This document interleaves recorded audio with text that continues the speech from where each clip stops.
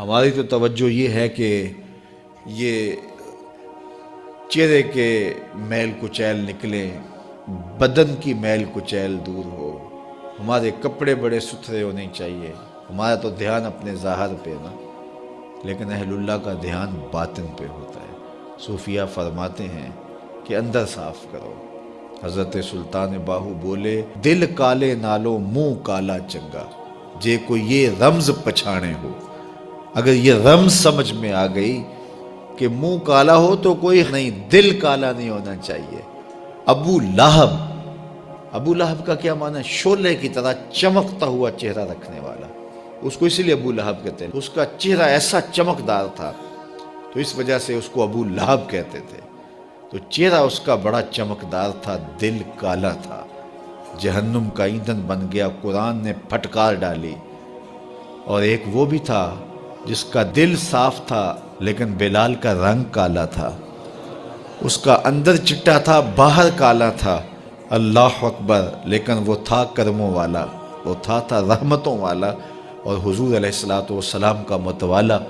تو بات باطن کی ہے، بات ظاہر کی نہیں ہے۔ ہم اندر صفائی کی توجہ نہیں دیتے، باہر کی صفائی کی توجہ دیتے ہیں۔ پہلے اندر صاف کر لیں، اندر صاف ہو گیا تو پھر باہر بھی صاف کر لیں۔ اور اگر باہر صاف ہے اور اندر میل کچیل ہے تو باہو بولے کہ دل کالے نالوں منہ کالا چنگا، جے کو یہ رمز پچھانے ہو۔ اللہ کے محبوب علیہ السلام نے فرمایا اگر یہ صحیح ہو گیا تو پورا جسم صحیح ہو گیا۔ اور حضرت رومی نے جو اقبال کے مرشد تھے کہا کہ دل کو قابو میں کر لو، یہی حج اکبر ہے۔ حج اکبر کر لیا لیکن دل ہی ٹھیک نہ ہوا، کہتے ہیں کعبہ گیا گل نہیں مک دیجئے، دلوں نہ مکائیے۔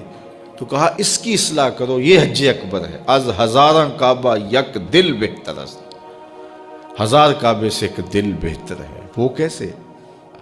اس لیے کہ کعبہ بن گاہ خلیل اطہر است، کعبہ حضرت ابراہیم خلیل کی بنیاد ہے اور دل رب جلیل کی گزرگاہ ہے۔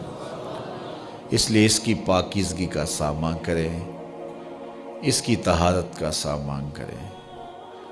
آپ کسی کو بلائیں اور میلی کچیلی جگہ ہو، جہاں گندگی پڑی ہو، غلاظت پڑی ہو، تو آپ کا کوئی عزیز مہمان آئے اس کو بلا کر کے لائیں تو وہاں بیٹھے گا؟ جس کمرے میں آپ اس کو بٹھانا چاہیں اس میں تعفن ہو، اس میں بدبو ہو، اس میں غلاظت کے جگہ جگہ ڈھیر پڑے ہوئے ہوں، تو آپ اپنے مہمان کی نفاست طبع کو اگر جانتے ہیں تو کبھی بلائیں گے نہیں جب تک اس کو پہلے صاف نہیں کر لیں گے۔ کئی لوگ کہتے ہیں جی ہمارا جی چاہتا ہے کہ آپ کو بلائیں لیکن ابھی ہماری گلی بہت گندی ہے، ہمارے گھر میں ابھی کام ہو رہا ہے، جب کام ہو جائے گا تو پھر ہم آپ کو بلائیں گے۔ ہم شادی اس لیے لیٹ کر رہے ہیں کہ مہمانوں نے آنا ہے تو ابھی ہمارے مسئلے چل رہے ہیں۔ یہ کئی لوگ بائی پاس کی وجہ سے شادیاں روکے ہوئے تھے کہ وہ کہتے تھے وہ راستہ نہیں ہے۔ تو آپ کسی مہمان کو بلاتے ہیں تو اس کے لیے اچھی جگہ کا ارینج کرتے ہیں، اور اگر وہاں ڈھیر گندگی اور غلاظت کے پڑے ہوں تو مہمان کو آپ بھی نہیں بلاتے، اور اگر آپ یہ غلطی کر بھی لیں گے تو مہمان آپ کے بارے میں کیا رائے قائم کرے گا، اور وہ ناراض ہو کے چلا جائے گا کہ آپ کتنے بدتمیز ہیں کہ آپ نے مجھے بلایا اور گھر میں غلاظت کے ڈھیر پڑے ہوئے ہیں۔ اللہ اکبر! لیکن اگر آپ گھر کو مصفح کرتے ہیں، مزکہ کرتے ہیں، صاف کرتے ہیں، ستھرا کرتے ہیں، قالین بچھاتے ہیں، عطر چھڑکتے ہیں، تو پھر آپ کہتے ہیں جناب اب تو آئیے نا، اب ماحول میں خوشبوئیں پھیلی ہوئی ہیں۔ تو اگر دل میں حسد ہے، حقد ہے، بغض ہے، کینے ہیں، نفرتیں ہیں، یہ گندگی اور غلاظتوں کے ڈھیر لگے ہیں، اور پھر یہ چاہیں کہ مالک کے پھیرے دل میں ہوں تو کیسے ہوں گے؟ وہ تمہارے دل میں، میرے دل میں آئے گا جب دل میں اتنی غلاظتیں پڑی ہوں گی؟ نہیں، یہ سارے ڈھیر اٹھائیں، دل کو مزکہ کریں، مصفح کریں، پھر اشکوں کا چھڑکاؤ کریں۔ اللہ اکبر! پھر پیار کے مخملی قالین ڈالیں، اللہ اکبر! الفتوں کے گاؤ تکیے لگائیں، اور پھر آواز دیں، ہر تمنا دل سے رخصت ہو گئی، اب تو آجا، اب تو خلوت ہو گئی۔ پھر محبوب کو بلائیے تو پھر دیکھیے کہ محبوب جلوہ فراز ہوتا ہے کہ نہیں ہوتا ہے۔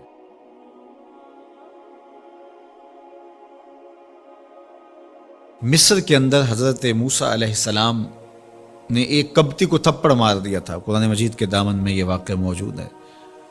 تو آپ کی جلالت اور آپ کے زور کی تاب نہ لاتے ہوئے وہ وہیں ڈھیر ہو گیا اور اس کی موت واقع ہو گئی۔ تو مصر کے حالات کشیدہ ہو گئے اور حضرت موسیٰ علیہ السلام کو مصر چھوڑنا پڑا۔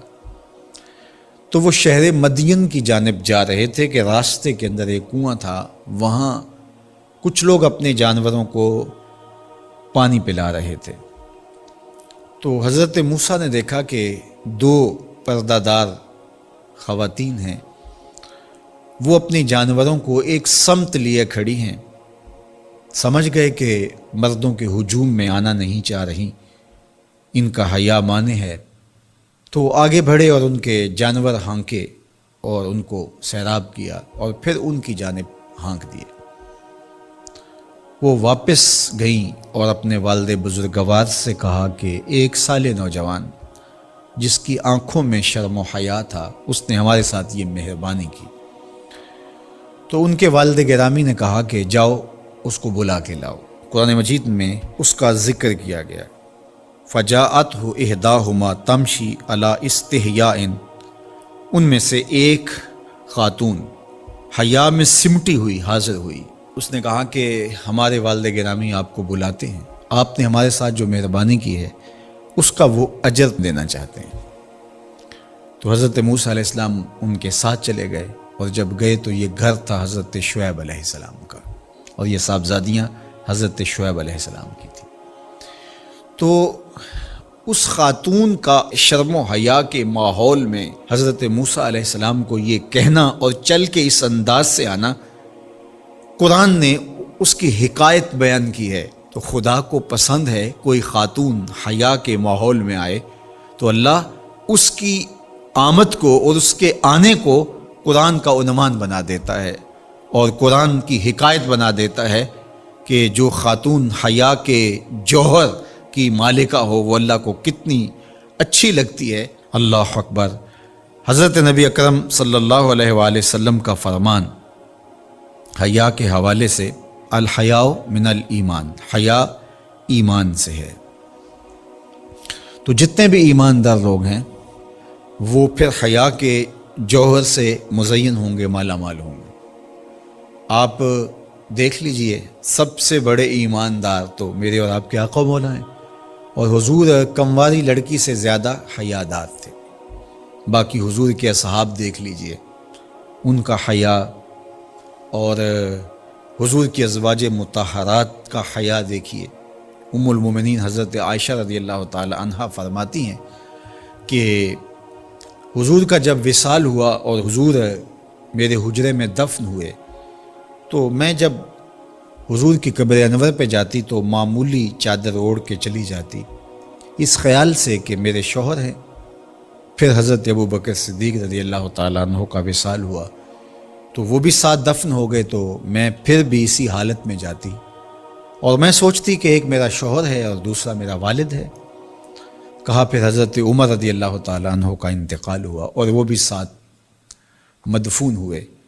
تو حضرت ام المومنین فرماتی ہیں کہ اب جب میں جاتی تو میرا جانے کا انداز مختلف تھا۔ فواللہ ما دخلت الا وانا مشدودۃ علی ثیابی حیاء من عمر۔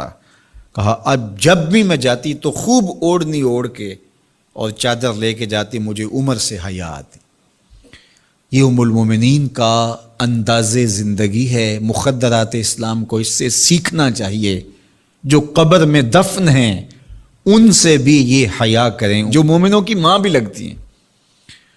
اور آج یہ دلائل دیے جائیں کہ پردہ تو جناب دل کا ہوتا ہے، چہرے کا پردہ تو نہیں ہے۔ باقی کسی کو اپنی آنکھ میں شرم پیدا کرنی چاہیے۔ عورت کو کیا ضرورت ہے کہ وہ اپنے آپ کو ڈھانپ کے رکھے؟ اب ام المومنین کا عمل یہ ہے کہ فرماتی ہیں کہ میں اپنے آپ کو خوب سمیٹ کے جاتی حیاء من عمر۔ عمر قبر میں ہیں لیکن ام المومنین فرماتی ہیں مجھے پھر بھی حیا آتی۔ اور حضرت سیدہ طیبہ طاہرہ حضرت فاطمہ الزہرا رضی اللہ تعالی عنہا نے کہا کہ عورت کے لیے بہترین پردہ یہ ہے کہ اس کو کوئی غیر مرد نہ دیکھے اور وہ غیر مرد کو نہ دیکھے۔ تو جب یہ ہمارا دین ہمیں سکھاتا ہے اور حیا کا یہ سبق دیتا ہے، بڑوں سے حیا کرنے کی تلقین کی گئی، اللہ سے حیا کرنے کی، اس کے رسول سے حیا کرنے کی تلقین کی گئی۔ صحابہ فرماتے ہیں بعض اوقات ہم کچھ پوچھنا چاہتے ہوتے تھے اور حضور کے حیا کی وجہ سے ہم ایک عرصہ تک وہ بات نہیں پوچھ پاتے تھے۔ آج دادا کے سامنے بچے جس طرح بات کرتے ہیں اور جس طرح بچوں سے حیا کا جوہر ختم ہو گیا ہے اور اس کو وہ تہذیب نو کا کرشمہ سمجھتے ہیں اور جدید دور کی کرامت سمجھتے ہیں، یہ دور جدید کی کرامت نہیں ہے، یہ جاہلیت ہے۔ بڑوں کا احترام اور بڑوں کی عزت، یہ زندگی کا جمال ہے۔